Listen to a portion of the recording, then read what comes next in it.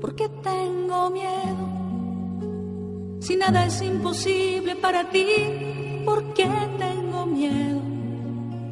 Si nada es imposible para ti, ¿por qué tengo miedo? Si nada es imposible para ti, ¿por qué tengo miedo? Si nada es imposible para ti.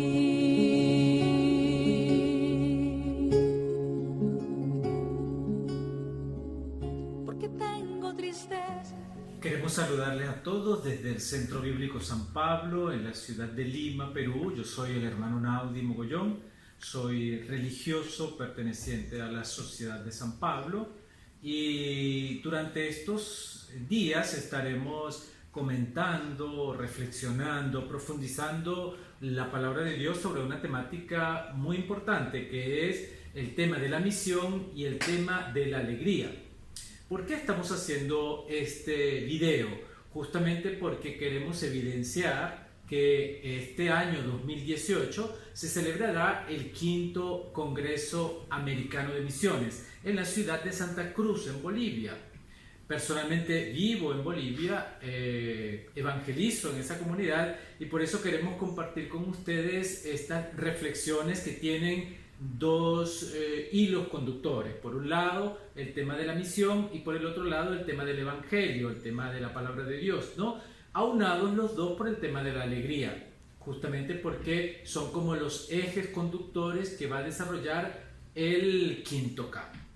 Durante estos encuentros reflexionaremos por mi parte con el tema bíblico. ¿Por qué? Porque soy el responsable de la región Perú-Bolivia del Centro Bíblico San Pablo. Y mi especialidad es justamente la palabra de Dios, mi especialidad es la Biblia. Por eso quiero compartir con ustedes una primera reflexión que complementa el material que se va a facilitar en la sala virtual, material escrito. Este es simplemente un complemento, algo para ayudar a la reflexión y a la profundización. Y he querido comenzar esta reflexión a partir de una expresión que es muy significativa para nosotros: el Evangelio de la Alegría. El Evangelio de la Alegría es la esencia de nuestra experiencia cristiana. Está compuesta por dos palabras fundamentales. Por un lado tenemos la palabra evangelio y por el otro tenemos el tema de la alegría. La idea es tomar algunos elementos que aparecen en los evangelios sinópticos para hablar justamente de esta temática, cómo el evangelio nos trae alegría, ¿no? Entonces, evangelio y alegría pertenecen a la raíz más profunda de nuestra experiencia cristiana. Es decir, nuestra experiencia cristiana se fundamenta en el evangelio y en la alegría. Partamos del concepto de evangelio. Quizás muchos de ustedes manejan perfectamente el término. Sin embargo, quiero hacer alusión a ello como si no supiéramos nada, ¿no? El evangelio, la palabra evangelio, es una palabra griega que nosotros en el argot cristiano hemos heredado de un término que pertenece a la cultura griega, sobre todo al griego clásico, ¿no? Esta palabra evangelio, con toda su riqueza, es una palabra griega, evangelio, que está compuesta por dos elementos: eu, que significa buen o buena, y angelos, que significa mensajero. De allí nosotros traducimos al castellano como buen mensaje, buena noticia, ¿no? Como decía, es un término que pertenece al griego clásico, pero que la tradición bíblica comienza a utilizar no en el Nuevo Testamento, sino en el Antiguo Testamento. ¿Y esto por qué? Porque la ubicamos en el periodo del exilio en Babilonia. Nosotros sabemos que el pueblo de Israel fue conquistado por el imperio babilónico. Nosotros podemos imaginarnos la situación del pueblo hebreo que ha visto cómo la ciudad ha sido destruida por Nabucodonosor, rey de Babilonia. La ciudad de Jerusalén ha sido puesta en llamas, el templo ha sido destrozado, todas las personas habían sido deportadas hacia Babilonia y solo un pequeño grupo de estas personas que salieron de Babilonia, de Jerusalén, perdón, sobrevivió.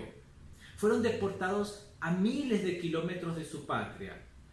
Algunas generaciones de estas que salieron vivieron en condiciones de mucha amargura, personas deprimidas, personas sin esperanza, sin futuro, sin perspectiva de vida. Nosotros imaginémonos esta situación.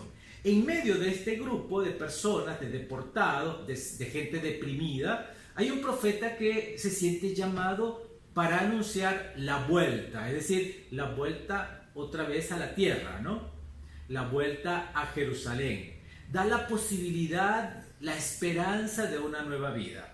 Es un profeta que nosotros no conocemos, no sabemos cuál es su nombre, pero que escribe y su obra se encuentra incluida en lo que nosotros llamamos el profeta Isaías, ese que nosotros llamamos el tercer Isaías, el deutero Isaías, el segundo Isaías, ¿no? Este personaje es un personaje anónimo, posiblemente también se llamaba Isaías, pero no tenemos certeza de eso. Este personaje que nace en el exilio es el primero que comienza a anunciar una buena noticia. Es el primero que utiliza el verbo evangelizar, y lo utiliza de manera insistente. Utiliza evidentemente el correspondiente en el idioma hebreo, que luego se ha traducido al griego con el verbo evangelizar y nos llega al castellano con ese verbo. Lo que hace este profeta es anunciar una buena noticia a la gente. La buena noticia que anuncia era algo que tocaba el corazón de las personas. Es algo que les involucraba. No era simplemente una noticia abstracta, sino algo bien concreto, ¿no? ¿Cómo podría ser esa buena noticia, no? Nosotros podríamos poner muchísimos ejemplos y yo voy a colocar un ejemplo muy sencillo. Por ejemplo, un matrimonio que desea profundamente tener un hijo y que no logra tenerlo. De repente, en cierto momento, les llega la buena noticia. Esperan un bebé. Eso es un evangelio. Es una buena noticia. ¿Por qué? Porque en un mundo de desesperanza, en un mundo en que no hay esperanza, cuando nace esta esperanza, se convierte en evangelio, se convierte en buena noticia. ¿Por qué? Porque es algo que marca la vida. Esto es un evangelio. Es algo que te marca la vida. Quien utiliza este concepto, evidentemente lo utiliza con personas que humanamente estaban destrozadas, personas que no tenían esperanza, y se les anuncia algo que les cambiará la vida. Es posible volver, dice el profeta, es posible reconstruir de Jerusalén, es posible que la vida tenga sentido. Esta buena noticia evidentemente se refiere a la intervención de Dios. Este evento significa que la intervención de Dios marca la vida. Para este profeta, el profeta lo lee como Dios que interviene en nuestra historia y nos marca la vida. Viene Dios, dice el profeta. El Señor entra en tu vida y te hace la vida significativa, te hace la vida positiva. Este verbo, el verbo evangelizar, que nosotros tenemos como buena noticia, ha entrado en el lenguaje bíblico y en el Nuevo Testamento nosotros lo encontramos en labios de Jesús.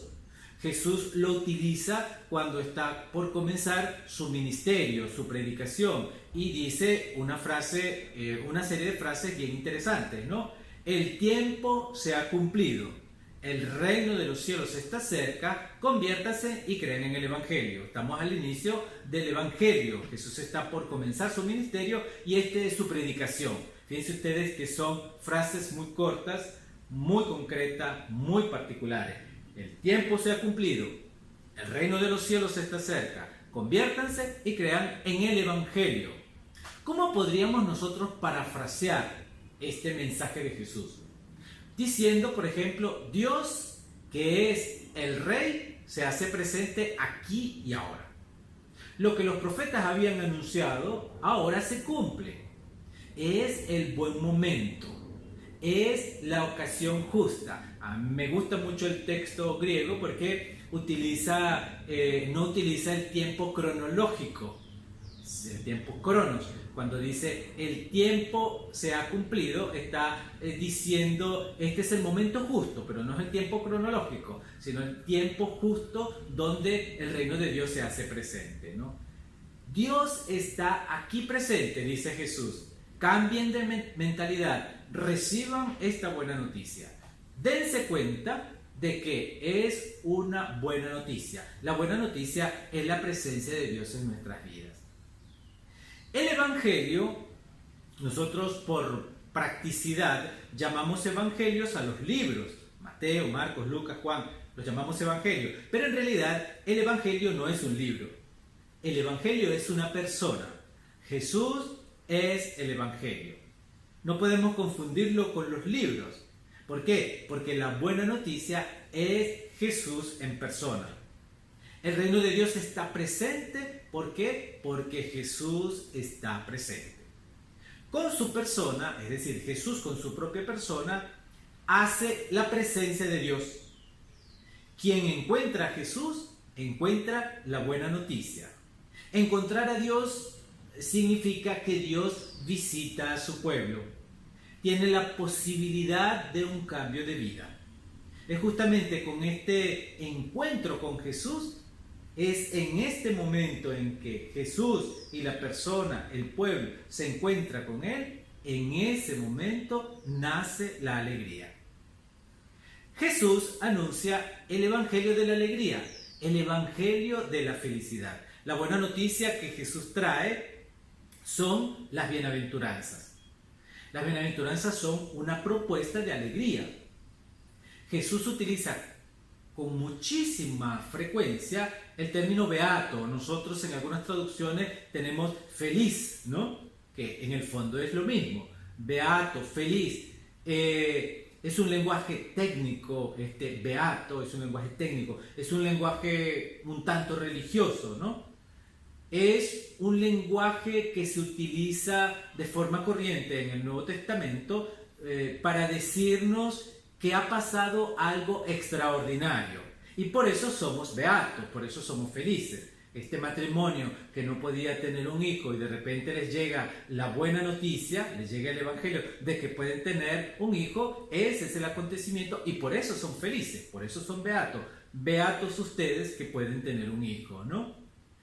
Para que se dé esto, debe resaltar, debe haber pasado, sucedido algo hermoso que haya sucedido para poder ser beato, para poder ser feliz. La bienaventuranza de la cual habla Jesús, esta bienaventuranza de la felicidad, es la realización de la persona humana. Todo lo que hacemos está en referencia a la búsqueda de la felicidad. Jesús quiere que nosotros seamos felices y nos ofrece las posibilidades a través de las bienaventuranzas.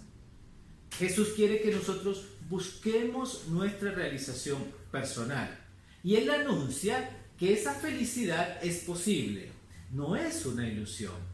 Quiere que la persona esté contenta y que la persona esté feliz. Evidentemente nosotros podemos decir, en la vida también hay cruz, hay dolor, ¿no? No solamente la vida es alegría, pero la cruz es algo que no podemos evitar, pero no es el objetivo final. El dolor, el sufrimiento es una realidad provisoria, pasajera, pero la alegría es eterna. La plenitud de vida es eterna. Si hablamos de la cruz, lo hacemos como un camino para llegar a esa alegría. El objetivo fundamental es la alegría. Es por eso que el Evangelio es el anuncio de una felicidad que es posible. Dios quiere que seamos personas alegres y realizadas, quiere nuestro bien. El anuncio cristiano facilita la vida, no la hace pesada. Cuando Jesús anuncia, bienaventurados los pobres, quiere decir que la felicidad está en el hecho de que el reino de Dios está de nuestra parte. Dios está de nuestra parte. Dios es nuestro amigo. Somos afortunados, podemos ser humildes, podemos reconocer que somos pobres, podemos aceptar nuestros límites, podemos admitir que valemos, porque Dios está de nuestra parte. Por eso somos felices, por eso somos afortunados, por eso somos bienaventurados. Esta fortuna, esta felicidad que Dios nos ofrece, está unida a la persona de Jesús. Las bienaventuranzas dependen de la persona de Jesús. El Evangelio de la Alegría está estrechamente unido con el hombre Jesús de Nazaret, que ha muerto y resucitado. Ese Jesús que está presente en nuestra vida, y esto es lo que puede darle sentido y alegría a nuestra vida. El vértice, el centro, es la persona de Jesús. Él es el mayor bien, Él es la mayor alegría. La presencia de Dios en la vida de la humanidad, en tu vida y en mi vida, ha estado marcada por la encarnación. Es decir, la presencia de Jesús es la misma presencia de Dios. Jesús que se hace carne como nosotros para enseñarnos a ser felices. La presencia de Jesús como un bien supremo en nuestra vida, esa es nuestra mayor alegría.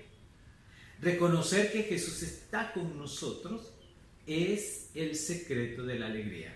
Conocer que lo que somos viene de Él, su presencia nos da la fuerza para afrontar las adversidades y nos brinda la felicidad. Esto es lo que dice el Evangelio de la Alegría. En síntesis, el Evangelio de la Alegría dice: es por medio de la relación con Dios que seremos personas alegres, porque Dios ha entrado en nuestra vida. Dios entra en nuestras vidas y esa presencia, esa intervención de Dios en nuestra vida, esa es la buena noticia, esa es nuestra alegría. Quiero concluir con un pensamiento de Santo Tomás de Aquino que resume un poco todo lo que hemos reflexionado. La alegría es la presencia del bien amado.